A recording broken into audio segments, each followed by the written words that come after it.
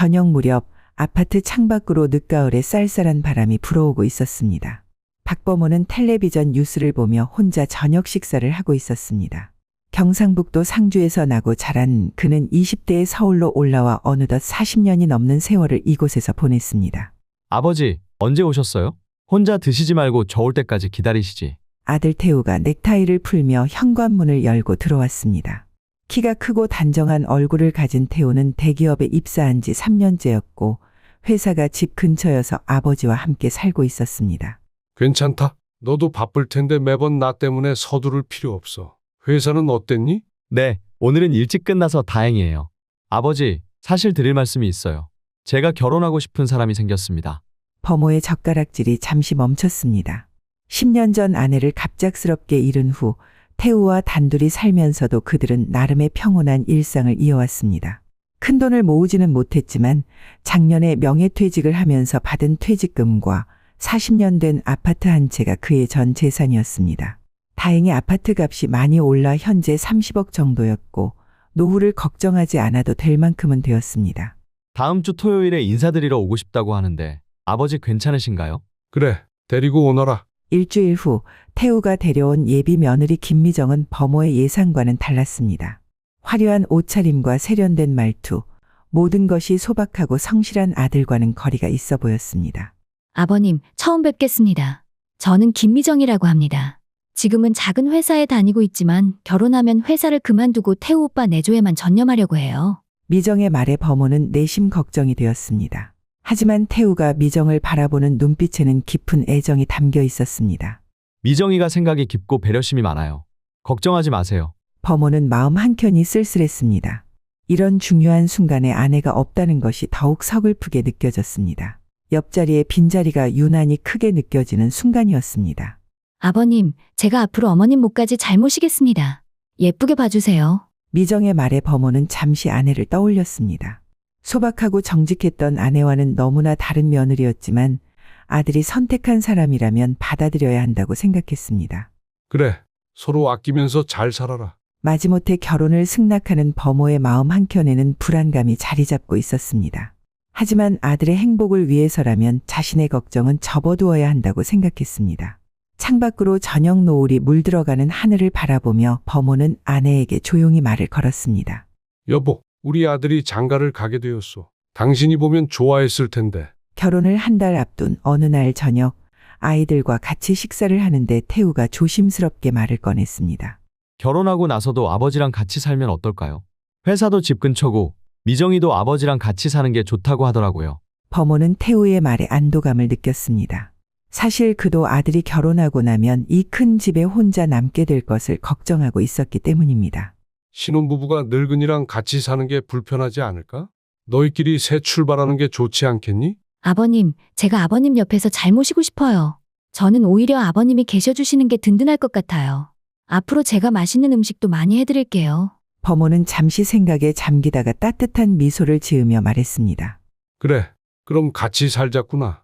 나도 너희들과 함께 있는 게 좋을 것 같구나. 봄날의 따스한 햇살이 비치는 결혼식장, 박범호는 태우의 결혼식을 지켜보며 가슴 한켠이 먹먹해졌습니다. 신랑 측 혼주석에 아내가 있어야 할 자리가 비어서 서글펐지만 이만큼 아들을 잘 키워낸 것에 대한 뿌듯함이 가슴 가득 차올랐습니다. 결혼식 날 미정이 환한 미소를 지으며 범호에게 다가왔습니다. 아버님, 태우 오빠 정말 멋있지 않나요? 앞으로 우리 가족 모두 행복하게 살아요. 비록 미정이 살림에 서툴러 가끔 음식을 태우기도 하고 설거지를 어설프게 하기도 했지만 배우려 노력하는 모습이 기특해 보였습니다. 결혼 후 한 달이 지난 범호의 생일날 미정은 특별한 선물을 준비했다며 새 휴대폰을 건넸습니다. 아버님, 요즘은 스마트폰이 있어야 편하게 사실 수 있어요. 제가 사용법도 다 알려드릴게요. 아버님은 늘 옛날 폰만 쓰시니까 답답해 보여서요. 미정은 꼼꼼하게 휴대폰 설정을 도와주었습니다. 비밀번호는 뭐로 해드릴까요? 기억하기 쉬운 걸로 하면 좋을 것 같은데요. 범호는 잠시 생각하다가 대답했습니다. 태우 생일로 해주면 좋겠구나. 0824로 해주렴. 아, 좋은 생각이세요. 태우 오빠 생일이면 절대 잊어버리지 않으시겠죠? 저녁 식사 자리에서 미정은 처음으로 김치찌개를 끓여왔습니다. 간이 조금 맞지 않았지만 범호는 맛있게 먹었습니다. 미정아, 오늘 김치찌개 맛있구나. 점점 솜씨가 늘어가는 것 같아. 정말요? 제가 요리책도 보고 유튜브도 보면서 열심히 연습했어요. 아직 많이 부족하지만 앞으로 더 맛있는 음식 해드릴게요. 창밖으로 저녁 노을이 물들어가는 하늘을 바라보며 범호는 마음속으로 중얼거렸습니다. 여보, 이제 우리 가족이 하나 더 늘었소. 당신이 없는 게 늘 마음에 걸리지만 이제는 외롭지 않을 것 같소. 새로운 가족과 함께하는 일상이 시작되었습니다. 비록 서툴고 어색한 점도 있었지만 범호의 마음속에는 따뜻한 희망이 자라나고 있었습니다. 행복했던 신혼생활이 채 1년도 되지 않았을 때였습니다. 늦여름의 저녁 식사 시간, 태우가 평소보다 일찍 들어왔습니다. 얼굴이 유난히 창백해 보였습니다. 이상해요. 요즘 계속 속이 안 좋아서 식사를 제대로 못 하겠어요. 벌써 한 달 정도 됐는데 병원에 가볼까 생각 중이에요. 범호는 젓가락을 내려놓으며 걱정스러운 목소리로 말했습니다. 한 달이나 됐다고?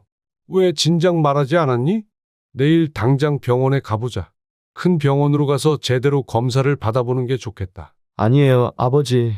제가 알아서 가볼게요. 너무 걱정하지 마세요. 하지만 범호는 이튿날 아침 일찍 태우를 깨워 대학병원으로 데려갔습니다. 종합검진을 받고 결과를 기다리는 동안 병원 복도는 이상하리만큼 조용했습니다. 박태호님 보호자분 맞으시죠? 의사의 목소리가 무겁게 울렸습니다. 진료실에서 들은 소식은 청천벽력과도 같았습니다. 대장암 사기.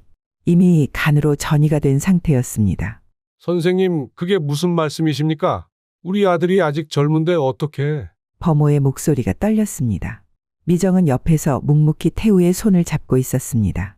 그날부터 치료가 시작되었지만 암은 빠른 속도로 태우의 몸을 잠식해 갔습니다.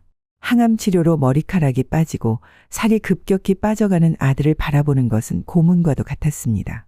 아버지, 죄송해요. 제가 이렇게 될 줄은 몰랐어요. 미정이한테도 미안하고. 태우의 목소리는 점점 약해져 갔습니다. 며느리는 담담한 표정으로 태우의 병수발을 들었습니다. 눈물 한 방울 보이지 않고 마치 오래전부터 이런 상황을 예견했던 것처럼 차분하게 모든 것을 받아들였습니다. 오빠, 지금은 아무 걱정하지 마세요. 오빠는 치료에만 전념하세요. 건강해지는 것만 생각하세요. 우리 아직 많은 추억 만들어야 하잖아요. 제가 곁에서 힘이 되어 드릴게요. 결혼한 지 3개월 만에 태우는 세상을 떠났습니다. 10년 전 아내를 잃었을 때의 그 고통이 다시 범호를 덮쳤습니다. 하지만 이번에는 더 큰 절망이었습니다. 부모가 자식을 먼저 보내는 것, 그것은 하늘이 무너지는 것과도 같은 고통이었습니다. 장례식장에서 범호는 태우의 영정사진을 바라보며 쓰러질 것 같은 다리를 겨우 지탱했습니다. 검은 상복을 입은 며느리가 묵묵히 그의 곁을 지켰습니다. 여보, 왜 우리 아들을 데려간 거예요? 차라리 나를 데려가지. 자식 먼저 보내고 산다는 게 이렇게 가슴 아픈 일인 줄 몰랐어. 밤이면 찾아오는 울음을 참으며 범호는 하늘을 원망했습니다. 세상의 모든 빛이 사라진 것만 같았습니다. 창밖으로 보이는 달빛마저 차갑게만 느껴졌습니다. 아버님, 괜찮으세요? 많이 속상하시죠? 미정의 담담한 목소리가 들렸습니다. 그녀의 눈가에는 슬픔도 절망도 보이지 않았습니다. 그저 평소와 다름없는 표정으로 범호를 바라보고 있었습니다. 장례를 마친 지 일주일이 지났습니다. 텅 빈 집안에는 태우의 흔적들이 가득했습니다. 범호는 저녁상을 물리고 미정과 마주 앉았습니다. 차가운 공기 속에서 시계 초침 소리만이 둘 사이를 맴돌았습니다. 미정아, 이제 현실적인 이야기를 해야 할 것 같구나. 태우가 없는 지금 우리는 더 이상 가족이라고 하기 어려울 것 같다. 범호의 목소리는 무겁게 가라앉아 있었습니다. 아들의 빈자리가 너무나 크게 느껴졌습니다. 이제 각자의 길을 가는 게 좋겠어. 내가 새 출발을 할 수 있도록 강남에 오피스텔을 하나 얻어줄 테니 그곳에서 새 삶을 시작하렴. 너도 아직 젊으니까 새로운 인연을 만날 수 있을 거야. 미정은 고개를 숙인 채 손수건으로 눈물을 닦았습니다. 잠시 침묵이 흐른 뒤 떨리는 목소리로 말을 이었습니다. 아버님, 사실 말씀드려야 할 게 있어요. 저 임신했어요. 태우 오빠가 병원에 입원했을 때 알게 됐는데 차마 말씀드리지 못했어요. 오빠가 자책할까봐 더 힘들어할까봐 말씀드리지 못했어요. 범호는 순간 숨이 멎는 것 같았습니다. 미정의 말은 계속 이어졌습니다. 아버님, 제발 저희를 내치지 말아주세요. 이 아이는 태우 오빠의 마지막 선물이에요. 저 혼자서는 자신이 없어요. 아버님 곁에서 이 아이를 키우고 싶어요. 태우 오빠의 아이가 할아버지의 사랑을 받으며 자라났으면 좋겠어요. 미정의 눈에서는 진심 어린 눈물이 흘러내렸습니다. 아버님, 저는 정말 태우 오빠를 사랑했어요. 그리고 아버님도 제 친아버지처럼 생각해왔어요. 이 아이와 함께 아버님을 모시며 살게 해주세요. 범호는 가슴이 먹먹해졌습니다. 방금 전까지 미정을 내보내려 했던 자신이 너무나 부끄러웠습니다. 사랑하는 아들 태호의 핏줄, 그의 마지막 선물이 이렇게 있었다니. 창밖으로 비가 내리기 시작했습니다. 빗방울 소리가 범호의 마음속 깊은 곳을 두드렸습니다. 잠시 눈을 감고 생각에 잠긴 그는 천천히 입을 열었습니다. 그래, 내 말이 맞다. 태우의 아이라면 우리가 함께 키워야지. 나도 이제 이 아이가 내 삶의 이유가 될 것 같구나. 미정은 흐느끼며 범호의 손을 잡았습니다. 정말 감사합니다. 절대로 후회하시지 않게 하겠습니다. 그날 밤 범호는 오랜만에 편안한 마음으로 잠들 수 있었습니다. 비록 태우는 떠났지만 그의 핏줄을 통해 새로운 희망이 시작될 것 같았습니다. 무더운 여름이 찾아왔습니다. 태우의 빈자리를 채우려는 듯 미정은 부지런히 집안일을 하며 범호를 챙겼습니다. 범호는 태우가 타던 차를 미정에게 주었습니다. 미정아, 이제 이 차는 내가 타거라. 태우가 너와 함께 타던 차니까 내가 가지고 있는 게 좋을 것 같구나. 아버님, 정말 감사합니다. 제가 소중히 타도록 하겠습니다. 하지만 같이 사는 일상은 생각보다 불편한 점이 많았습니다. 특히 더운 여름날, 집안에서의 생활이 가장 큰 문제였습니다. 범호는 에어컨을 켜도 더워서 집에서 편하게 있고 싶었지만 며느리를 의식해 윗옷을 벗을 수도 없었습니다. 어느 날 아침 거실에서 TV를 보려고 나왔다가 범호는 당황스러운 상황을 맞이했습니다. 미정이 짧은 반바지와 나시만 입은 채 소파에 앉아 있었기 때문입니다. 아, 아버님. 너무 더워서 이렇게 입고 있었어요. 불편하시다면 방으로 들어갈게요. 아니다. 내가 들어가마. 너는 편히 있으려무나. 범호는 서둘러 방으로 들어갔습니다. 이런 일이 반복되자 미정이 먼저 말을 꺼냈습니다. 아버님, 저희가 이제 가족인데 너무 불편해하지 마세요. 제가 옷을 좀 더 신경 써서 입을게요. 아버님도 편하게 지내셨으면 좋겠어요. 미정의 웃음 띤 얼굴에서 진심이 느껴졌지만 범호는 여전히 어색했습니다. 그래도 조심스러워서 그러니 내가 이해해 주렴. 미정은 간간히 동네 카페에서 아르바이트를 하기 시작했지만 대부분의 시간을 집에서 보냈습니다. 임신 초기라 조심스러워하는 모습이 보였습니다. 범호는 미정이 혼자 집에 있는 모습을 보며 안쓰러웠습니다. 아들을 잃은 젊은 나이에 임신한 몸으로 시아버지와 살아가는 모습이 딱해 보였습니다. 아버님, 오늘은 일찍 들어오세요. 제가 된장찌개 끓여 놓을게요. 아니다. 오늘은 친구들과 약속이 있어서 저녁에 들어올 거야. 너는 알아서 편히 먹으렴. 범호는 미정이 신경 쓰지 않게 하려고 일부러 아침 일찍 나가서 등산을 하거나 친구들을 만났습니다. 저녁에만 들어와서 식사를 하고 곧바로 방으로 들어가는 생활이 반복됐습니다. 아버님이 제 눈치를 보면서 사시는 것 같아 마음이 아파요. 저는 정말 아버님과 함께 살고 싶어서 이러는 건데. 미정의 말에 범호는 마음이 아팠습니다. 젊은 며느리가 자신과 살겠다고 하는 것이 고맙기도 했습니다. 미정아, 내가 너무 조심스러워서 그런 거야. 내가 이렇게 나와 살겠다고 하는 것만 해도 얼마나 고마운지 모른다. 우리 태우가 있었다면 얼마나 좋아했을까. 여름날의 저녁 베란다에 앉아 석양을 바라보며 범호는 생각했습니다. 어색하고 불편하지만 이렇게라도 태우의 핏줄과 함께 살 수 있다는 것이 위안이 되었습니다. 미정도 자신 나름대로 최선을 다하고 있다는 것을 알기에 시간이 지나면 이런 불편함도 익숙해질 거라 믿었습니다. 가을이 깊어가는 저녁, 범호는 며느리와 함께 저녁 식사를 하고 있었습니다. 문득 벽에 걸린 가족 사진이 눈에 들어왔습니다. 아내와 어린 태우가 환하게 웃고 있는 모습이었습니다. 미정아, 이 집에 있다 보면 내 어머님과 태우 생각이 참 많이 나. 저기 방에는 아직도 태우가 고등학교 때부터 쓰던 책상이 그대로 있고. 범호는 젓가락을 내려놓고 천천히 태우의 방으로 향했습니다. 방 안에는 태우가 사용하던 책상이 여전히 자리를 지키고 있었고 벽에는 대학 합격 통지서와 회사 입사 통지서가 액자에 걸려 있었습니다. 아버님, 제가 한 가지 제안을 드려도 될까요? 이 집이 너무 오래되기도 했고 이제 곧 태어날 아기를 키우기에는 좀 불편할 것 같아요. 새로 지은 아파트로 이사를 가는 건 어떨까요? 미정의 말에 범호는 잠시 생각에 잠겼습니다. 안방에 있는 아내의 화장대가 떠올랐습니다. 20년 넘게 같은 자리를 지켜온 그 화장대에는 아직도 아내의 손길이 남아있는 것만 같았습니다. 아버님, 새로운 곳에서 시작하면 좋지 않을까요? 아기가 태어나면 새 식구가 새로운 추억을 만들 수 있잖아요. 미정의 말에 범호는 고개를 들었습니다. 문득 집안 곳곳에 서려있는 무거운 기억들이 느껴졌습니다. 내 말이 맞구나. 이제는 새로운 시작을 해야 할 때인가 보다.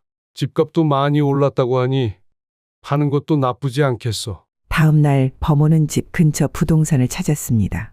어르신, 잘 오셨어요? 마침 좋은 소식이 있습니다. 지금 이 아파트 매수하려는 분이 계신데 조건이 아주 좋으세요. 한번 만나보시겠어요? 부동산 중개인의 말에 범호는 고개를 끄덕였습니다. 예상보다 빠르게 거래가 성사되었습니다.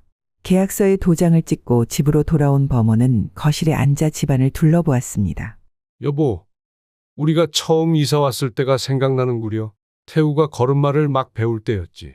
이제 우리의 추억이 가득한 이곳을 떠나게 되었소. 저녁 노을이 창가에 비치는 가운데 범호는 문득 마음이 가벼워지는 것을 느꼈습니다.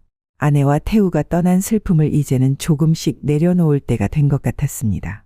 곧 태어날 손주를 생각하니 새로운 희망이 샘솟았습니다.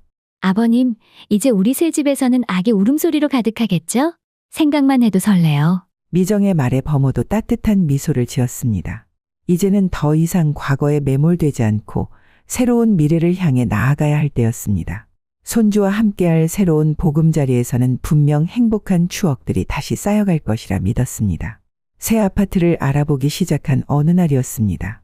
범호와 미정은 부동산 여러 곳을 다니며 새로운 동네의 여러 아파트를 둘러보던 중 며느리가 조심스럽게 말을 꺼냈습니다. 아버님, 한 가지 부탁드려도 될까요? 새로 구입하는 아파트를 제 명의로 해주시면 안 될까요? 아기도 곧 태어날 텐데 안정감도 있고 더 책임감 있게 살 것 같아서요. 범호는 순간 귀를 의심했습니다. 당황스러움에 말문이 막혔고 가슴 한편이 묵직해졌습니다. 아내와 함께 일구어온 재산을 그것도 이제 막 관계가 시작된 며느리 명의로 해달라니 이해할 수 없었습니다. 미정아, 그건 안 되겠다. 나도 아직 멀쩡하고 살 날이 많이 남았는데 그렇게 서두를 필요는 없지 않겠니? 손자가 크고 나중에 내가 세상을 떠나면 자연스럽게 다 물려받게 될 텐데 말이야. 미정의 표정이 굳어졌습니다. 범호는 불편한 공기를 환기시키려 다른 제안을 했습니다. 차라리 지금 내가 원한다면 따로 살 수 있는 오피스텔을 하나 마련해 줄 수 있다. 그게 더 편하지 않을까? 아니에요, 아버님. 저는 오피스텔 같은 건 원하지 않아요. 저는 아버님이랑 같이 살면서 아이를 키우고 싶어요. 제가 무슨 다른 뜻이 있어서 그런 게 아니에요. 미정은 애써 밝은 목소리를 내려 했지만 눈빛에서 깊은 실망감이 묻어났습니다. 범호는 속으로 한숨을 쉬었습니다. 그는 이미 계획이 있었습니다. 기존 아파트를 판 돈의 반으로는 새 아파트를 구입하고 나머지는 노후 자금과 손주의 양육비로 사용할 예정이었습니다. 그날 이후 미정의 태도가 미묘하게 달라졌습니다. 아침 식사 시간에도 예전처럼 대화를 나누지 않았고 무언가 할 말이 있는 듯 머뭇거리다가도 그냥 자리를 피하곤 했습니다. 미정아, 입덧은 좀 괜찮아졌니? 네, 괜찮아요. 단답형으로 대화를 끝내버리는 모습이 안타까웠습니다. 혹시 새 아파트 명의 문제로 서운해하는 걸까 하는 생각에 범호는 마음이 무거웠습니다. 혹시 며칠 전 이야기 때문에 그러는 거니? 아니에요, 아버님. 제가 피곤해서 그래요. 방에서 좀 쉬어야 할 것 같아요. 대화가 길어질까봐 서둘러 자리를 피하는 모습이 역력했습니다. 점점 외출이 잦아졌고 저녁 식사 자리도 자주 비웠습니다. 아버님, 오늘은 친구들과 약속이 있어서 늦을 것 같아요. 저녁은 편하게 드세요. 이런 문자 메시지가 거의 매일 왔습니다. 임신한 몸으로 늦게까지 돌아다니는 것이 걱정되었지만 범호는 차마 뭐라 말하지 못했습니다. 혹시라도 자신이 며느리의 마음을 더 상하게 할까봐 조심스러워졌기 때문입니다. 어느 날 저녁 범호는 거실에 홀로 앉아 생각에 잠겼습니다. 창밖으로 보이는 도시의 불빛들이 차갑게 느껴졌습니다. 태우가 살아있었다면 이런 일은 없었을 텐데 하는 생각이 떠나지 않았습니다. 여보, 내가 잘못 생각하는 걸까? 우리 며느리가 이상해진 것 같아 걱정이구려. 밤늦게 귀가하는 미정의 발자국 소리를 들으며 범호는 가슴 한켠이 불안해지는 것을 느꼈습니다. 뭔가 크게 잘못되어 가고 있다는 예감이 들었지만 아직은 그 실체를 알 수 없었습니다. 며칠이 지나자 미정의 태도가 갑자기 달라졌습니다. 아침부터 밝은 표정으로 범호의 곁을 맴돌더니 저녁 식사 자리에서 조심스럽게 말을 꺼냈습니다. 아버님, 제가 좋은 정보를 하나 알게 되었어요. 제가 아는 분이 부동산 개발을 하시는데 정말 괜찮은 땅이 있다고 하시더라고요. 땅이라고? 난 이제 나이도 많은데 새로운 투자는 별로 하고 싶지 않구나. 아버님, 이건 정말 좋은 기회예요. 5년만 기다리면 땅값이 2배는 뛴대요. 한 번만 보러 가보시면 안 될까요? 미정의 눈빛이 간절했습니다. 범호는 내심 불편했지만 며느리가 가족을 위해 좋은 뜻으로 하는 말일 거라고 스스로를 위로했습니다. 그래, 한번 가보자꾸나. 하지만 약속은 못하겠다. 다음 날 두 사람은 미정이 말한 부동산을 찾았습니다. 부동산 중개인은 과하게 친절한 태도로 땅의 미래 가치를 장황하게 설명했습니다. 어르신, 이 땅은 꼭 사두셔야 합니다.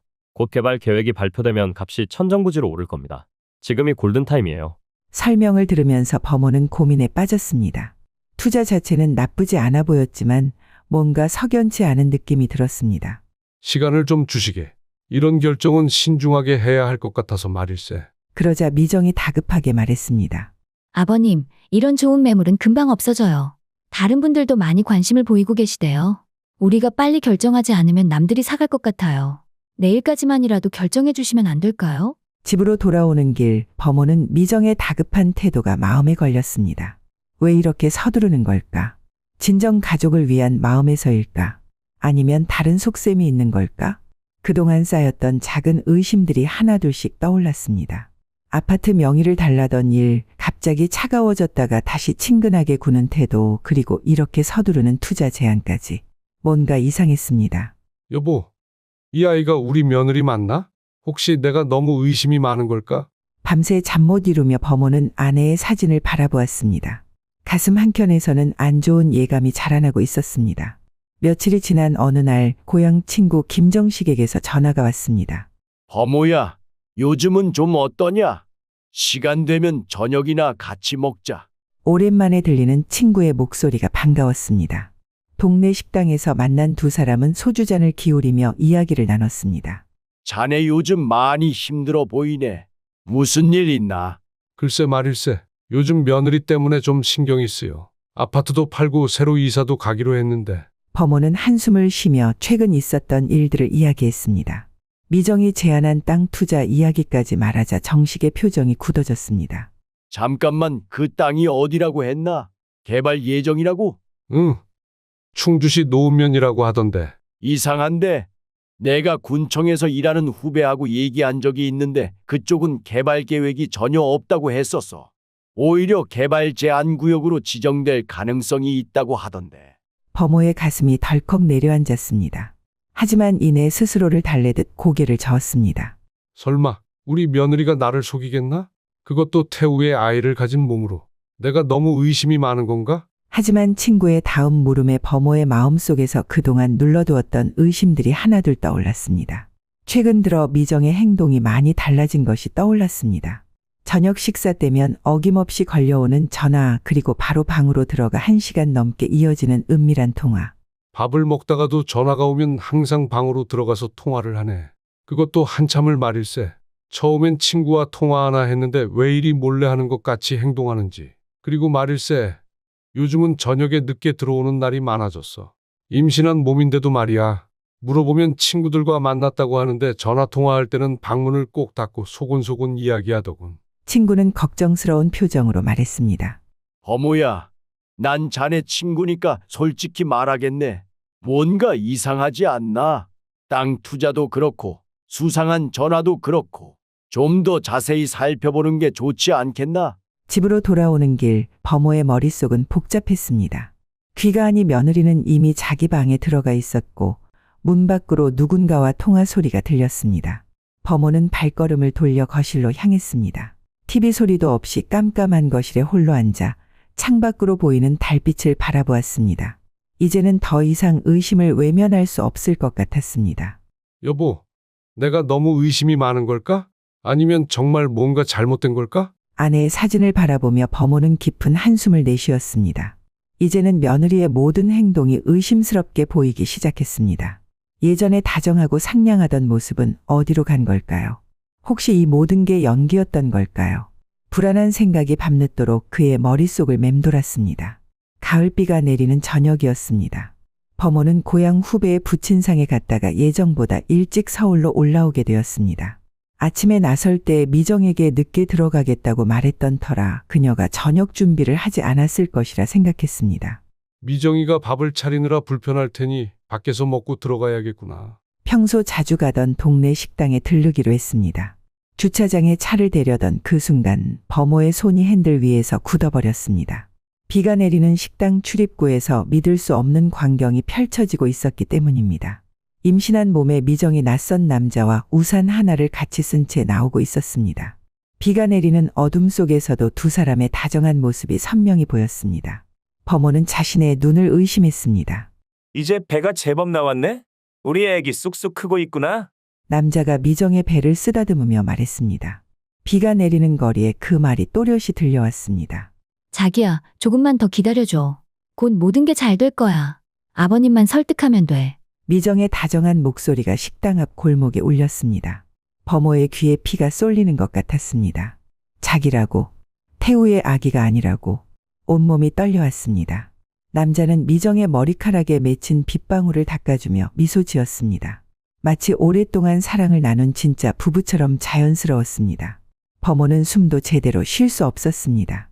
이제 우리도 함께 살 수 있을 거야.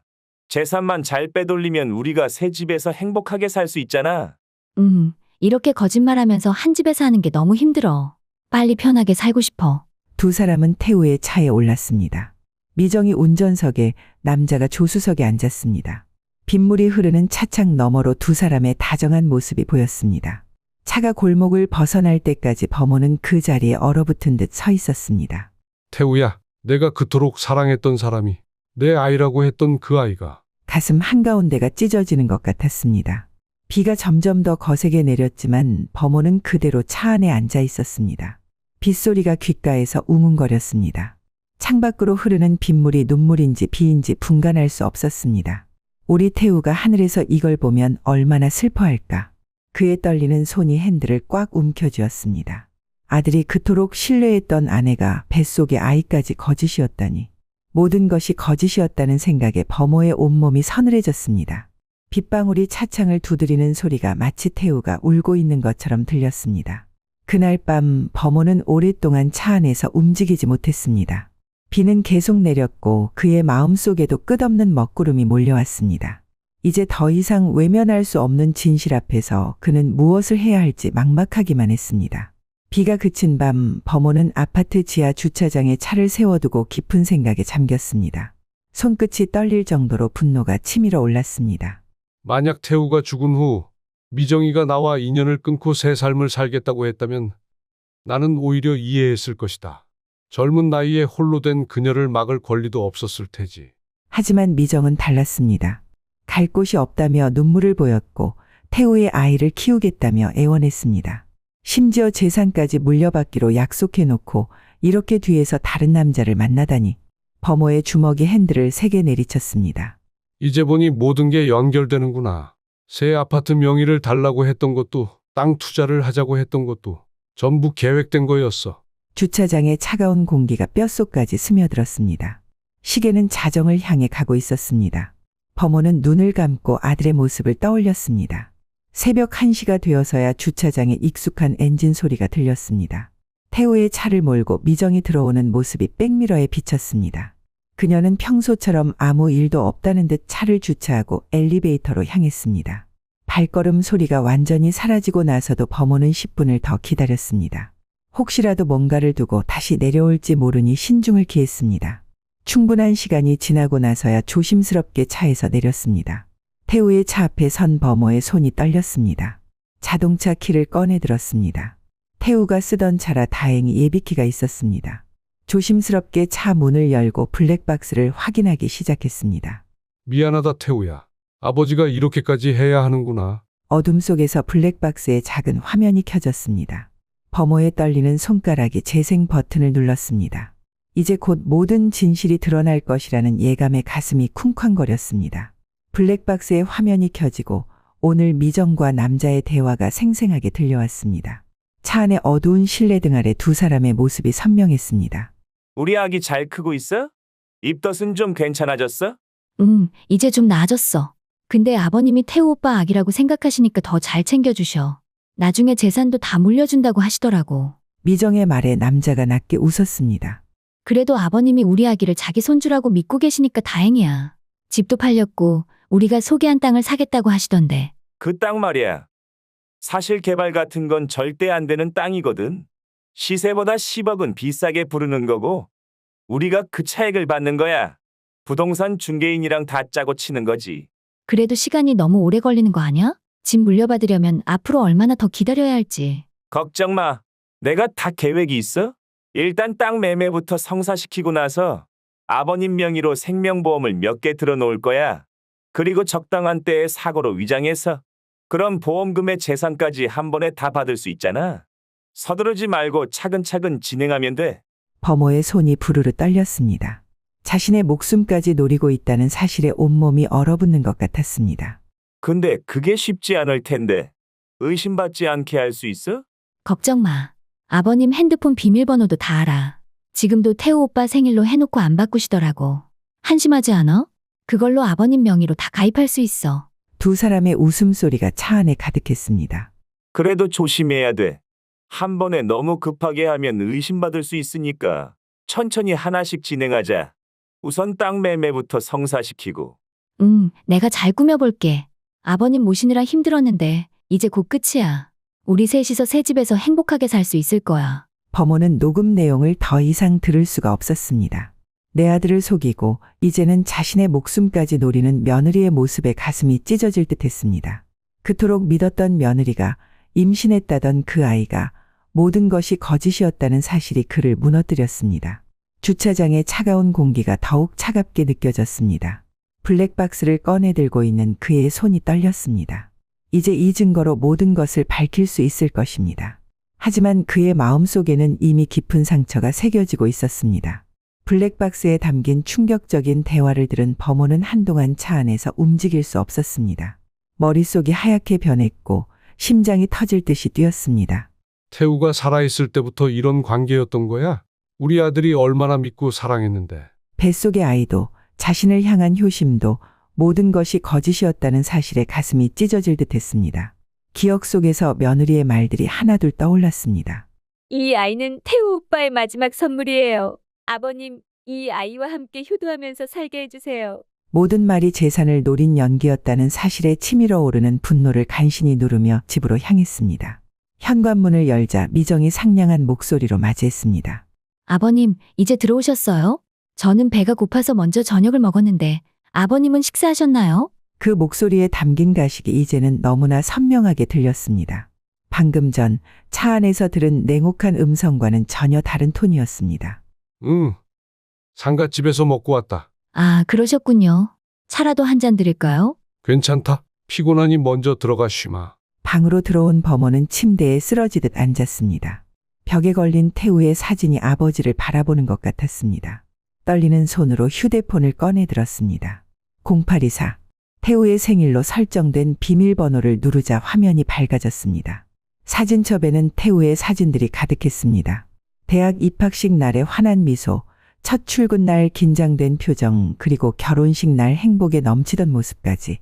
사진을 넘길 때마다 눈물이 흘러내렸습니다. 내 아들아, 내가 얼마나 순수하게 사랑했는데 이런 배신을 당하다니. 아내의 사진 앞에서 범호는 오랫동안 말을 잇지 못했습니다. 여보, 당신이라면 어떻게 했을까요? 우리 태우는 하늘나라에서 이런 걸 다 보고 있을 텐데 내가 어떻게 해야 할까요? 밤새 잠을 이루지 못한 범호는 이대로 당할 수는 없다는 생각이 들었습니다. 하지만 이런 일을 누구와 상의해야 할지 막막했습니다. 문득 며칠 전 만났던 고향 친구 정식이 떠올랐습니다. 정식아, 시간 좀 낼 수 있냐? 너랑 꼭 상의할 일이 있어. 떨리는 목소리로 전화를 걸었습니다. 범호야, 무슨 일이야? 목소리가 안 좋은데. 자네 말이 맞았어. 며느리가 모든 게 거짓이었어. 범호는 블랙박스에서 들은 내용을 모두 이야기했습니다. 정식은 곧바로 변호사를 소개해 주겠다며 약속을 잡았습니다. 변호사는 범호의 이야기를 진지하게 듣더니 조언을 해 주었습니다.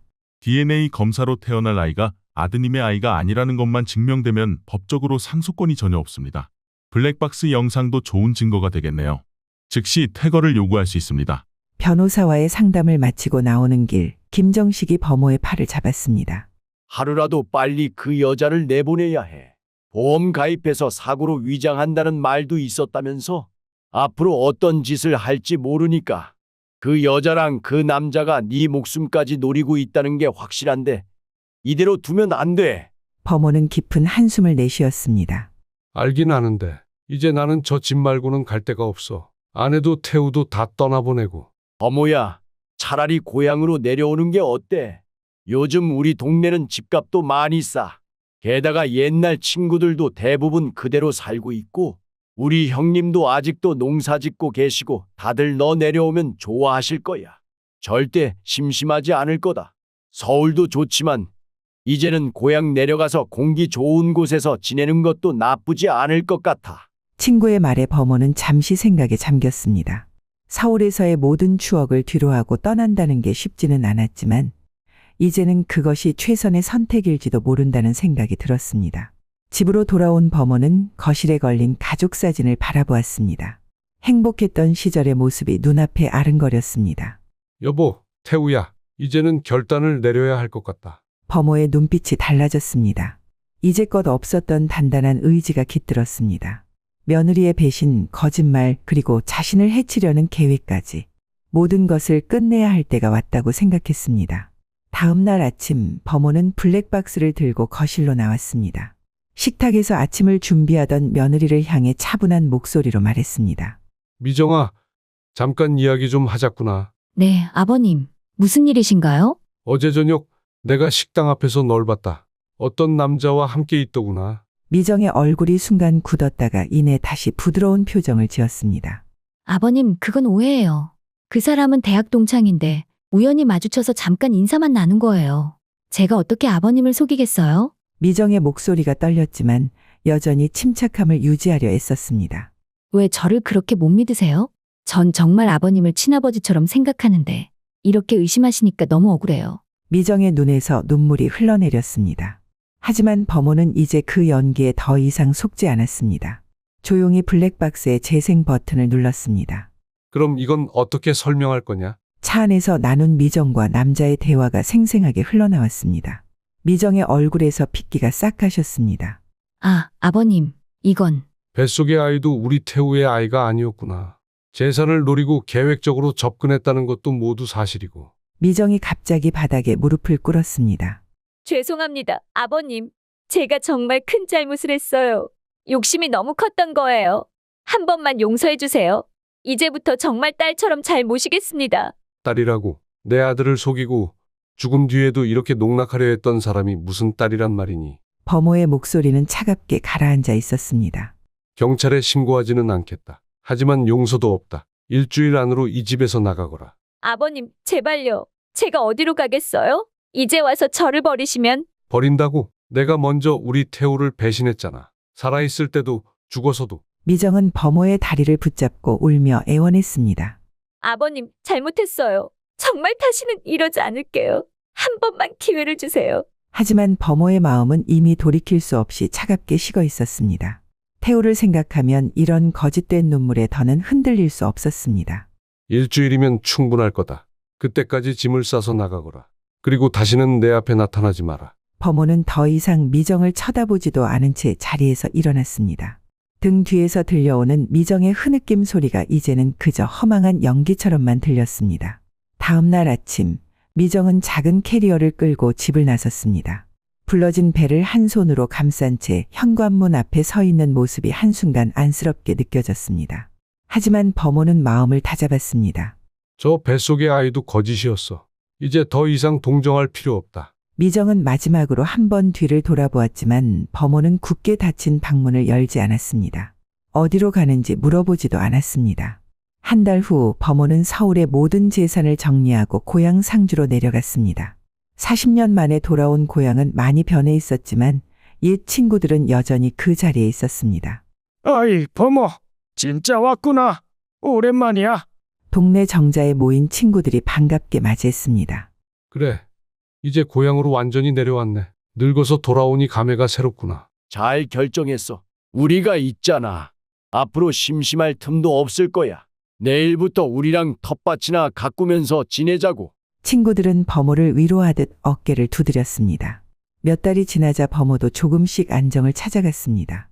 아침이면 친구들과 함께 텃밭에 나가 농사를 짓고 저녁이면 막걸리 한 잔을 기울이며 옛날 이야기를 나누었습니다.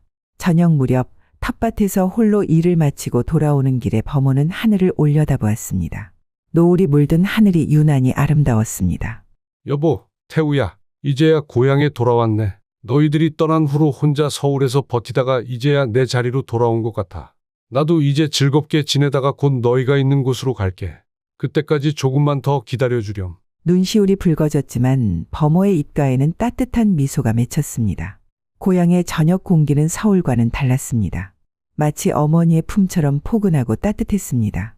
비록 쓰라린 아픔이 있었지만 이제는 새로운 시작을 할 때였습니다. 구독과 좋아요, 알림 설정해 주시면 다음 사연도 가장 먼저 만나보실 수 있습니다. 안녕하세요. 제가 70의 나이에 겪은 일을 얘기해 보려고 합니다. 아들 민수가 결혼한다고 했을 때만 해도 이런 일이 벌어질 줄은 꿈에도 몰랐죠. 30대 중반의 우리 아들은 대기업에 다니며 또래보다 높은 연봉을 받는 성실한 직장인이었습니다. 어머니, 이번에 결혼할 사람 소개시켜드리고 싶어요. 퇴근 후 집에 들른 민수가 수줍게 말을 꺼냈습니다. 평소 내성적이고 조용한 성격이라 연애는 꿈도 못 꾸나 했는데 이런 기쁜 소식을 들으니 가슴이 벅차올랐습니다. 아들이 어떤 상대를 데려올지 정말 궁금하고 떨렸습니다. 며칠 뒤 만난 예비 며느리 수영이는 첫인상부터 남달랐습니다. 세련된 차림새에 조곤조곤한 말투로 인사를 건네는 모습이 깔끔하고 맵시 있어 보였죠.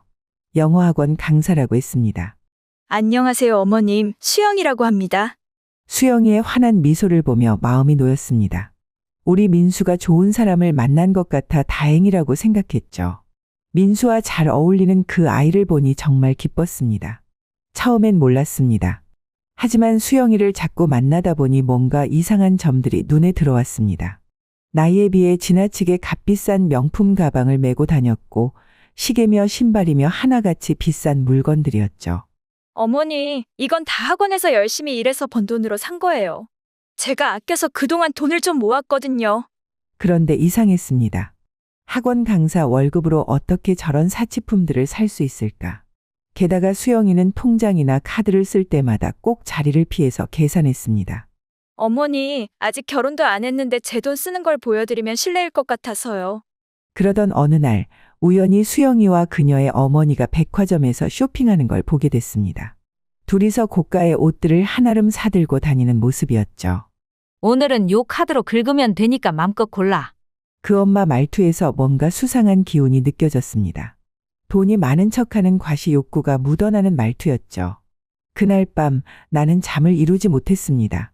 아들의 미래가 걱정되기 시작했기 때문입니다. 수영이의 어머니를 공식적으로 처음 만난 건 아들과의 상견례 자리였습니다. 그날도 잊을 수가 없습니다. 고급 한정식 집에서 만났는데 처음부터 끝까지 허세가 가득한 모습이었습니다. 우리 수영이가 평소에 눈이 높아서 걱정했는데 아드님 같은 분을 만나 정말 다행이에요. 사실 수영이한테 청혼하는 사람이 많았거든요. 계속 과한 자랑이 이어졌습니다. 자신은 건물이 있어서 월세 수입으로 편하게 산다느니 해외여행을 자주 다닌다느니 하지만 수영이와 마찬가지로 뭔가 허술한 구석이 보였습니다. 이번에 애들 결혼식도 제가 다 책임질 테니 걱정 마세요. 우리 재력이면 충분하니까요. 그런데 정작 결혼식 비용 이야기가 나오자 슬그머니 화제를 돌리는 게 아니겠어요. 거기다 수영이와 수영이 엄마는 자주 소곤소곤 대화를 나누었습니다. 엄마, 그건 나중에 얘기하세요. 둘의 수상한 눈빛 교환이 마음에 걸렸습니다. 집으로 돌아오는 길에 민수에게 물어봤죠. 예, 장모님이 건물이 있다고? 네, 어머니. 월세 수입이 꽤 된다고 수영이가 그러더라고요. 순진한 우리 아들은 수영이의 말을 그대로 믿고 있었습니다. 하지만 이 어미의 눈에는 뭔가 찜찜한 구석이 있어 보였습니다. 결혼 초기만 해도 모든 것이 평온해 보였습니다. 수영이는 일하는 애가 살림도 잘 아는 것 같았고 민수도 직장에서 승진하면서 아무 문제 없어 보였습니다.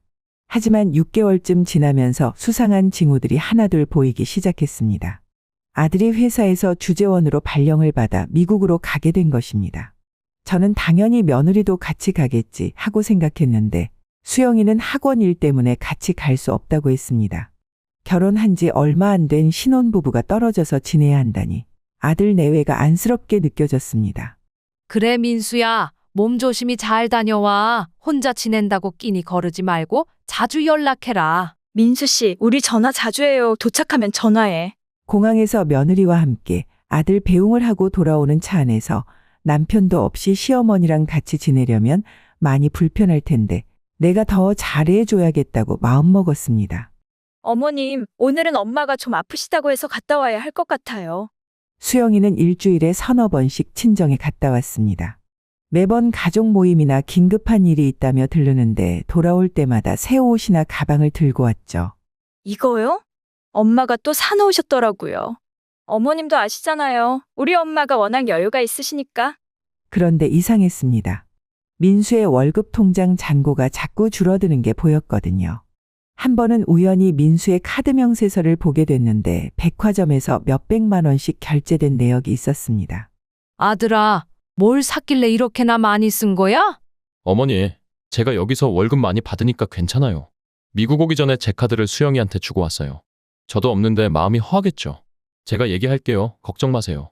하지만 모아둔 돈은 자꾸 줄어들고 수영이와 사돈의 사치스러운 생활은 점점 더 커져갔습니다. 둘이서 해외여행을 다녀온다, 명품관에 간다. 매번 그럴 때마다 민수의 통장은 조금씩 비워져 갔죠. 밤마다 잠을 설치며 고민했습니다. 이대로 두면 우리 아들이 큰일 날 것 같은데 어떻게 해야 이 사태를 바로잡을 수 있을까? 결혼 1년 차에 접어들면서 수영이와 사돈의 행동은 더욱 대담해졌습니다. 이제는 아예 대놓고 명품 매장을 들락거렸죠. 학원 일 때문에 미국에 갈 수 없다던 며느리는 전업주부가 되겠다면서 오히려 더 비싼 물건들을 사들이기 시작했습니다. 어머님, 이제 살림에만 전념하려고요. 민수 씨가 워낙 잘 벌어주니까 제가 일할 필요가 없더라고요. 그러더니 이제는 아예 사돈과 매일 같이 붙어 다녔습니다.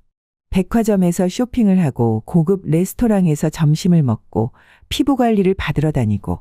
수영아, 그렇게 매일 돈을 쓰면 어떡하니? 괜찮아요, 어머님. 엄마가 다 계산하시는걸요? 저희 엄마가 얼마나 부자신데요? 하지만 나는 알고 있었습니다. 사돈이 계산한다는 말은 거짓말이라는 걸. 우연히 본 아들의 카드 명세서에는 매일같이 큰 금액이 빠져나가고 있었거든요.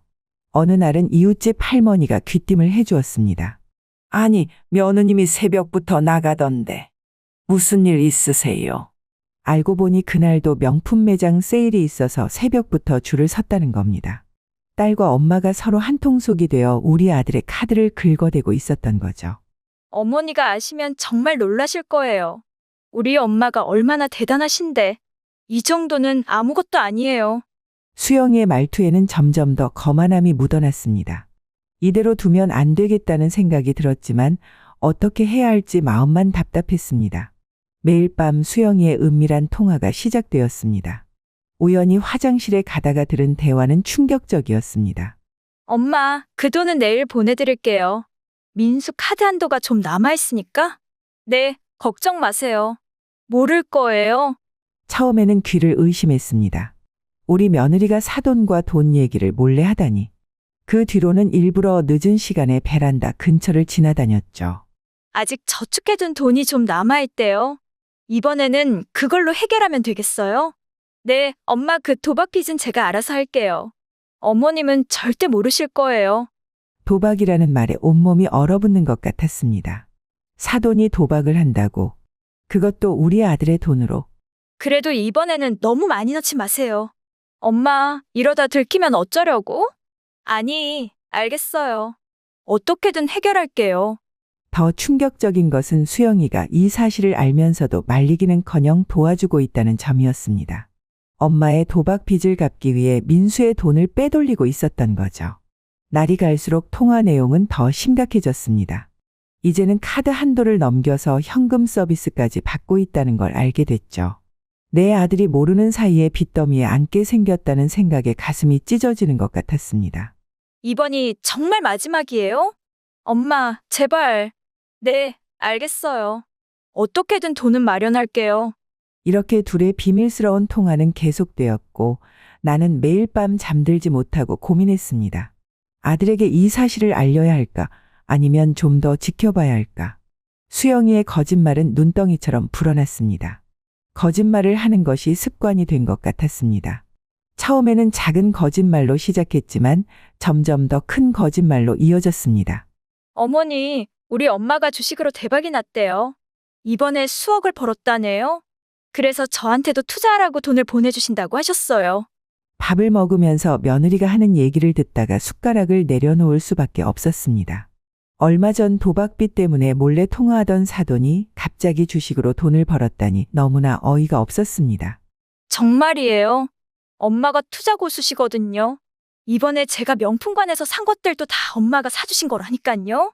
미국에서 아무것도 모르는 아들은 그 말을 믿었겠지만 나는 이미 모든 것이 거짓말이라는 걸 알고 있었습니다. 며느리의 거짓말은 점점 더 대담해졌어요. 어머니, 이번에 엄마가 해외에서 사업 파트너를 만나야 해서 필리핀에 가신대요. 저도 같이 가기로 했어요. 민수 씨가 벌어다 주는 돈은 하나도 안 쓸 거예요. 하지만 그 항공권도 모두 아들의 카드로 샀을 게 분명했습니다. 사돈의 호화로운 생활은 모두 우리 아들의 돈으로 이루어지고 있었던 거예요. 괜찮아요, 어머님. 민수 씨도 이제 곧 큰 돈을 벌 수 있을 거예요. 엄마가 아는 사업가를 소개시켜 주신다고 하더라고요. 이 말을 들었을 때 불길한 예감이 들었습니다. 그동안의 거짓말도 모자라서 이제는 우리 아들까지 위험한 일에 끌어들이겠다니 너무 불안했습니다. 밤마다 뒤척이며 걱정했습니다. 내가 이대로 가만히 있다가는 우리 아들이 큰일을 당할 것 같았어요. 하지만 어떻게 해야 이 사태를 바로잡을 수 있을까? 고민의 나날이 이어졌습니다. 결국 제가 가장 두려워하던 일이 일어나고 말았습니다. 어느 날 저녁 아들에게서 전화가 왔습니다. 들뜬 목소리로 이야기를 꺼내더군요. 어머니, 저 한국 들어가면 회사 그만두려고요. 이제 제 사업을 해보려고 합니다. 순간 숨이 멎는 것 같았습니다. 그동안 승진도 하고 인정도 받던 회사를 그만둔다니. 불길한 예감이 현실이 되어가고 있었습니다. 장모님이 소개해주신 사업 파트너가 있는데요. 초기 투자금만 있으면 몇 달 안에 몇 배로 불릴 수 있다고 하더라고요. 얘야, 지금 다니는 회사가 얼마나 좋니? 갑자기 무슨 사업이야? 하지만 민수의 마음은 이미 흔들리고 있었습니다. 사돈과 수영이가 그동안 우리 아들의 머릿속에 욕심의 씨앗을 심어놓은 거죠. 어머니도 아시잖아요. 월급쟁이로 살면 평생 이 정도밖에 못 벌어요. 이번 기회에 크게 벌어보려고요. 그리고 엄마, 혼자 나와 있으니까 힘드네요. 더 이상 지체할 시간이 없었습니다. 이대로 두었다가는 우리 아들이 전 재산을 날릴 것 같은 불안감이 엄습했어요. 게다가 사업 투자금까지 더해진다면 아들의 인생이 망가질 것이 뻔했습니다. 그날 밤 잠을 이루지 못하고 지금까지의 모든 일들을 떠올려 보았습니다. 수상한 전화통화, 늘어나는 거짓말. 모든 퍼즐이 하나둘 맞춰지기 시작했습니다. 다음 날 아침 수영이가 사돈을 만나러 나간 시간을 틈타 나는 본격적인 조사를 시작했습니다. 아들의 서랍장을 뒤져 통장과 카드 명세서를 모두 찾아냈습니다. 아이고, 이게 무슨 일이람? 통장을 넘기는 손이 떨렸습니다. 매달 400만 원 이상 저축할 수 있었던 우리 아들의 통장에 남은 돈이 고작 200만 원밖에 없었습니다. 그동안의 입출금 내역을 자세히 살펴보니 충격적인 사실들이 드러났습니다. 이건 매달 현금으로 300만 원씩 인출했네. 통장에는 매달 정기적으로 현금이 인출된 흔적이 있었습니다. 장모님 용돈 100만 원은 기본이고 쇼핑비로 추정되는 고액이 수시로 빠져나갔죠. 카드 명세서는 더 끔찍했습니다. 백화점, 면세점, 해외 호텔. 이게 다 뭐야? 카드 사용 내역을 보니 제 마음이 무너져 내렸습니다. 한 달 평균 1,000만 원이 넘는 사치품 구매라니 우리 아들의 연봉으로는 감당하기 힘든 액수였습니다. 아니, 이건 또 뭐지? 더 충격적인 것은 도박장으로 추정되는 곳에서 수시로 현금 서비스가 이뤄졌다는 점이었습니다. 사돈의 도박 빚을 갚는 데 쓰인 돈이었을 겁니다. 내가 이걸 어떻게 그냥 둬? 눈물이 흘렀습니다. 열심히 살아온 우리 아들의 돈이 이렇게 허망하게 사라진다는 게 너무나 가슴 아팠습니다. 이제는 더 이상 지켜볼 수만은 없었습니다. 증거를 확보해서 아들에게 보여줘야 했습니다. 통장과 카드 명세서를 휴대폰으로 하나하나 사진 찍어두었습니다. 이제 다음 단계로 넘어가야 했습니다. 며느리와 사돈의 실체를 밝혀내기 위해서는 더 확실한 증거가 필요했으니까요. 며느리 몰래 찾아간 곳은 전자제품 판매점이었습니다. 점원에게 초소형 CCTV를 구입하면서 마음이 무거웠습니다. 내 며느리를 감시해야 한다니. 하지만 이제는 어쩔 수 없었습니다. 어머니, 저 친정에 다녀올게요. 수영이가 외출한 틈을 타서 집안 곳곳에 CCTV를 설치했습니다.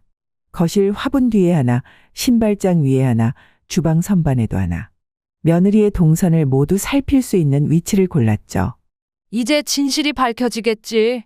첫날부터 충격적인 장면이 카메라에 포착됐습니다.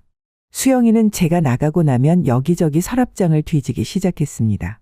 통장과 카드를 찾아 사진을 찍고 남은 한도를 확인하는 듯 보였습니다. 엄마, 이번 달은 카드가 조금 빠듯해요. 민수 씨 통장에 있는 돈을 현금으로 뽑아야 할 것 같아요. 더 놀라운 건 사돈과 나누는 대화였습니다. 도박 빚을 갚기 위해 아들의 돈을 빼돌리는 계획을 세우고 있었어요.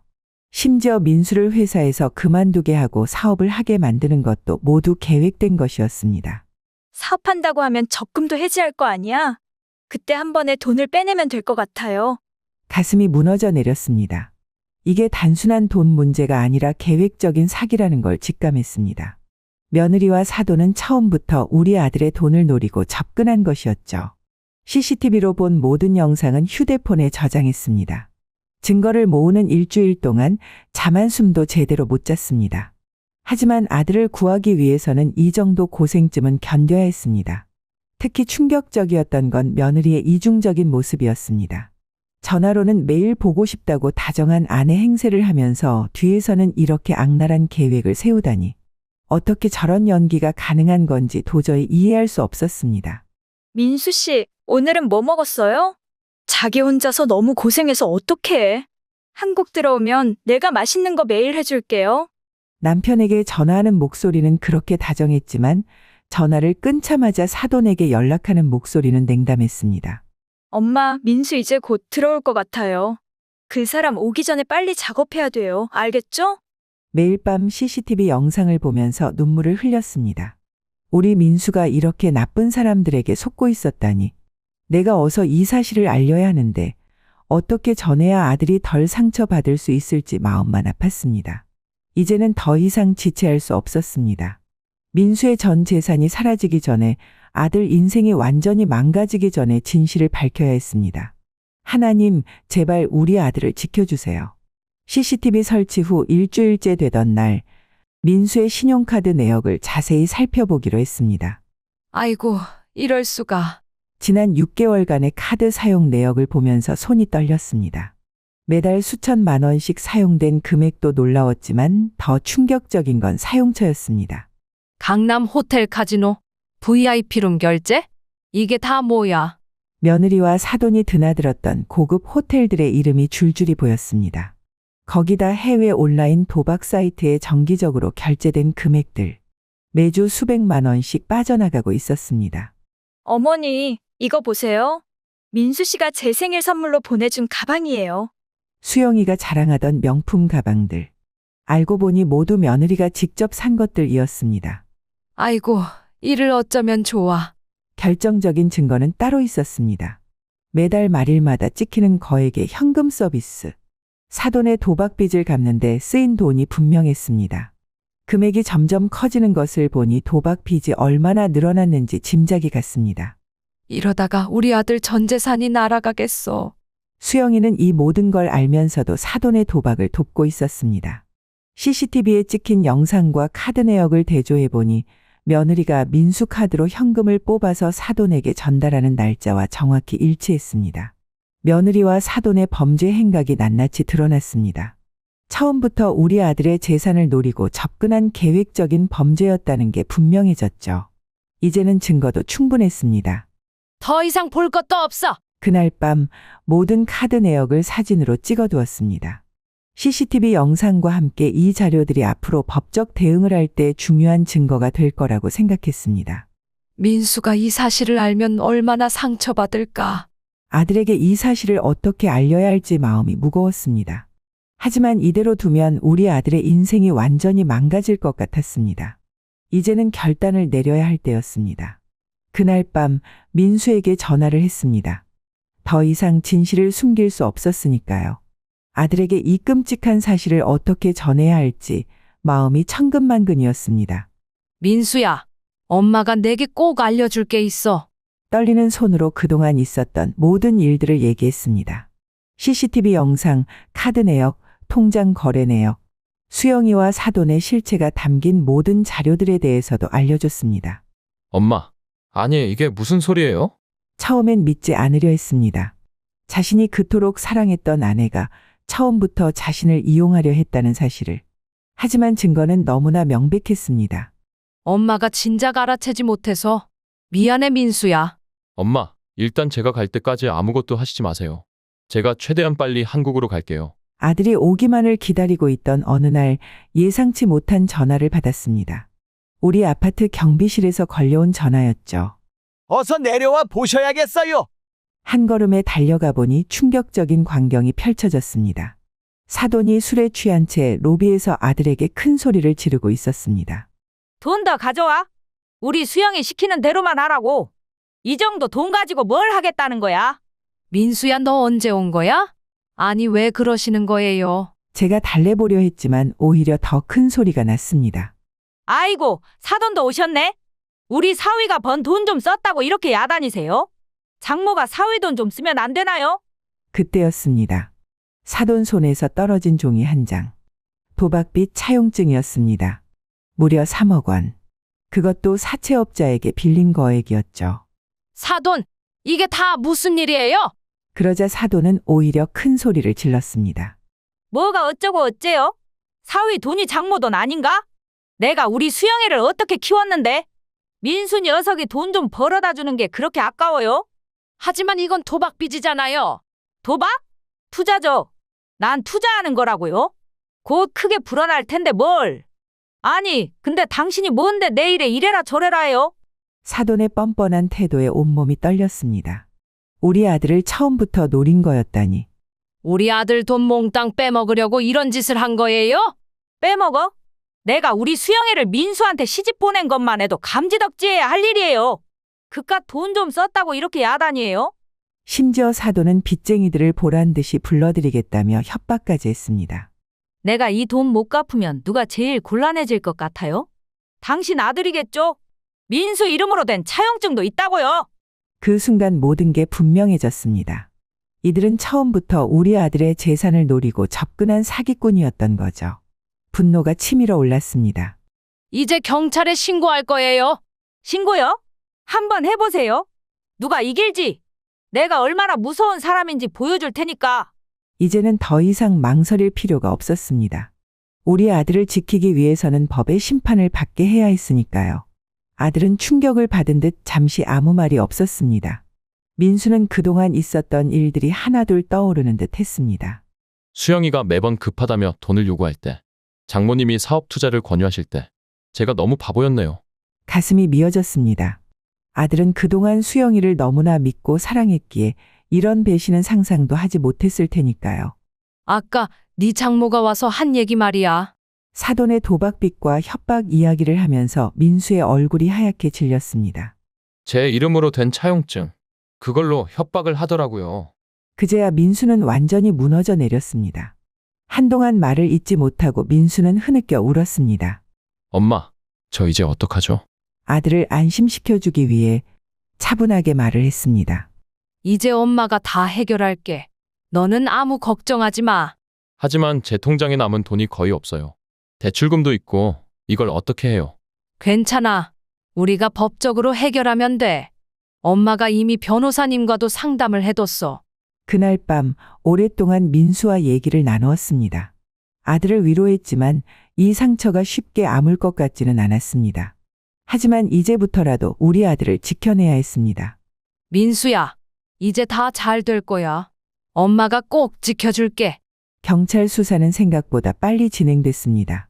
제가 제출한 증거들이 결정적이었던 모양이에요. CCTV 영상, 카드 내역, 통장 거래 내역, 거기에 도박장 업주의 증언까지 더해지면서 며느리와 사돈의 범죄 사실이 낱낱이 드러났습니다. 어르신, 오늘 검거에 들어갑니다. 현장에 같이 나오시겠습니까? 담당 형사님의 연락을 받고 현장으로 향했습니다. 사돈은 여전히 고급 호텔 카지노에서 도박을 하고 있었습니다. 이봐요. 이게 무슨 짓이에요? 수갑을 차는 순간까지도 큰 소리를 쳤습니다. 하지만 이제는 더 이상 통하지 않았죠. 이런 걸로 나를 체포해? 내가 누군지 알아?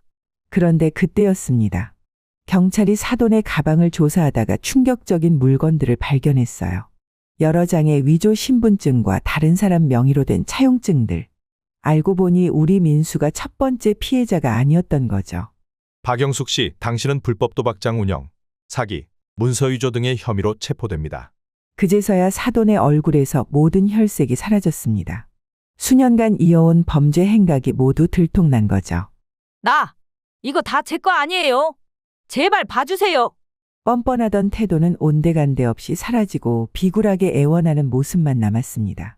경찰 조사 결과 그들은 지난 10년간 비슷한 수법으로 여러 명의 피해자를 만들어 왔다고 해요.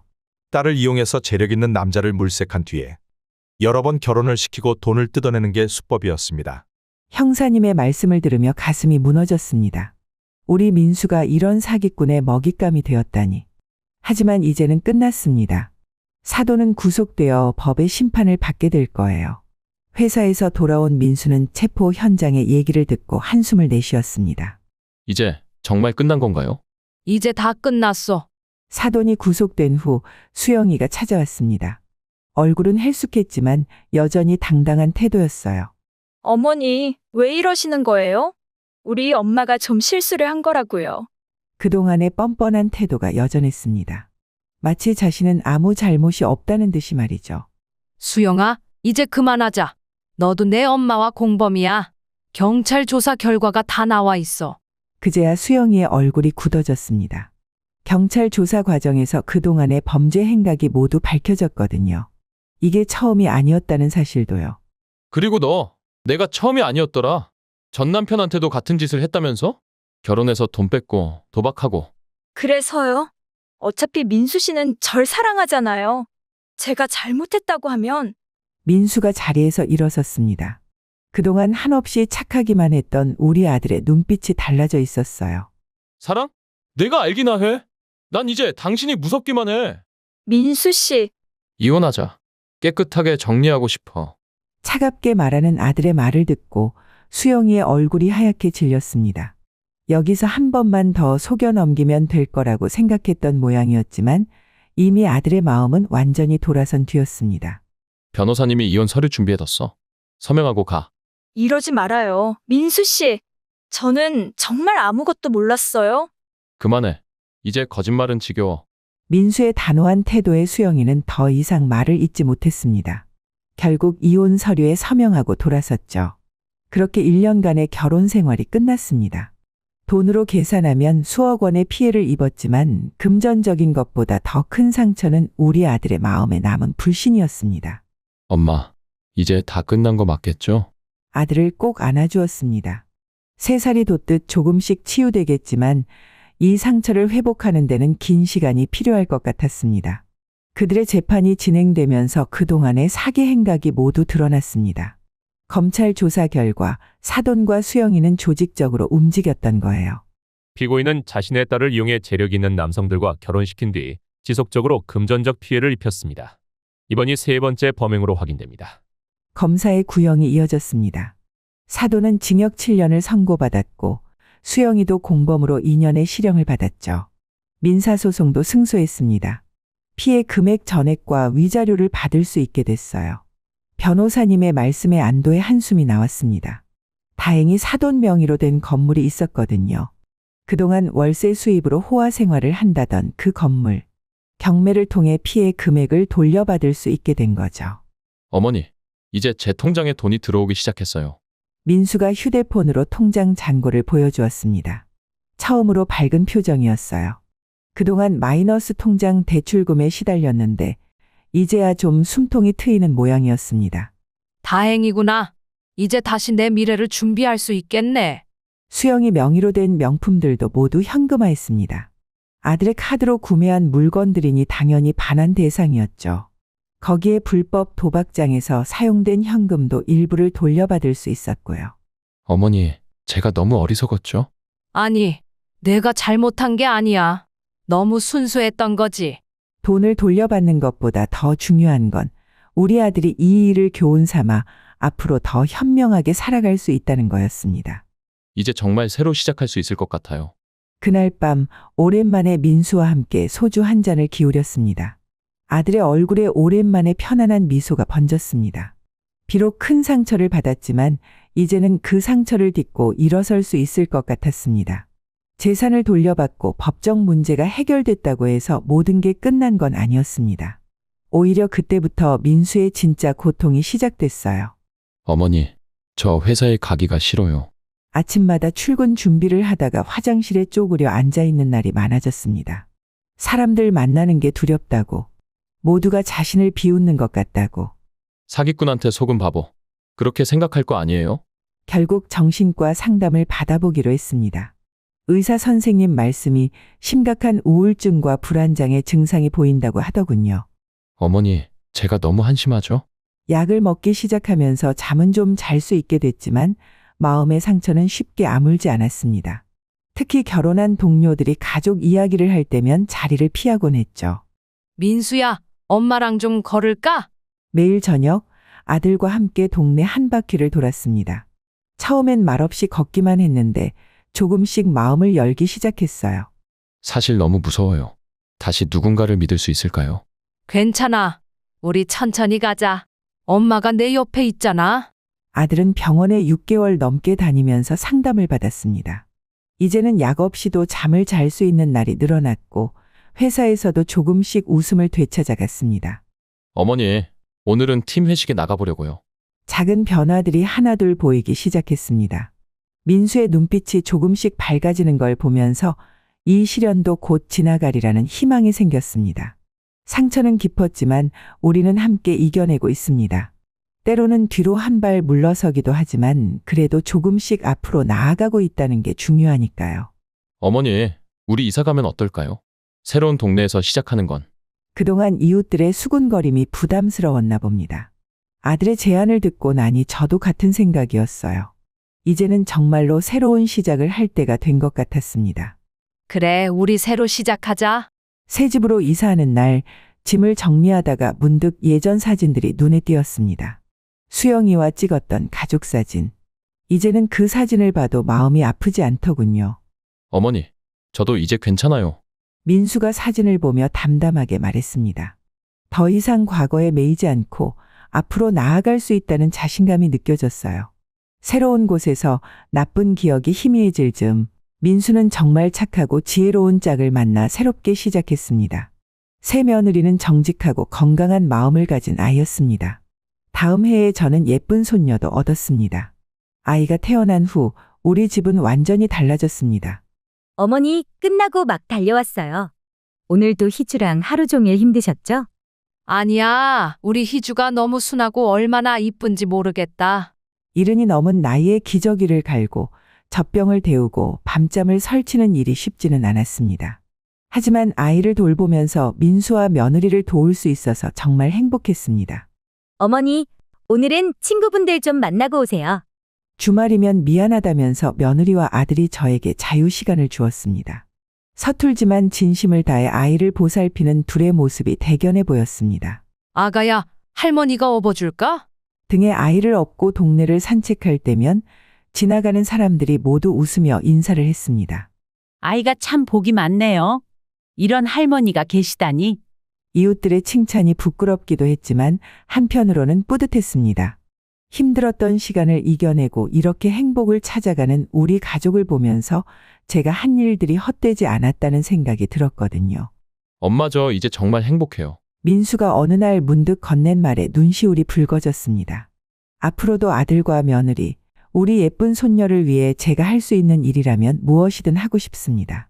이제는 새로운 행복을 만들어갈 차례니까요. 그래, 우리 행복하고 건강하게 살자. 이제 우리 손녀가 돌을 지났습니다. 아이의 첫 돌잔치는 소박하게 치렀지만 그 어느 때보다도 행복한 시간이었어요. 할머니, 안아줘. 손녀가 제 품에 안기며 웃을 때면 그동안의 모든 고통이 녹아내리는 것 같습니다. 이제 우리에겐 새로운 행복이 자라나고 있으니까요. 우리 이제 진짜 행복하게 살자. 새집 거실에 걸린 가족 사진에는 아들과 며느리 그리고 제가 희주를 안고 모두 환하게 웃고 있습니다. 이제는 진정한 행복을 알게 된 것 같아요. 때로는 아픔도 우리를 더 강하게 만드는 법이니까요. 어떤 시련이라도 가족의 힘으로 함께 헤쳐나간다면 두려울 것이 없답니다. 오늘 영상이 마음에 드셨다면 구독과 좋아요를 꼭 눌러주세요. 매일 여러분의 이야기를 전달해 드리겠습니다. 여러분의 행복한 인생을 응원합니다.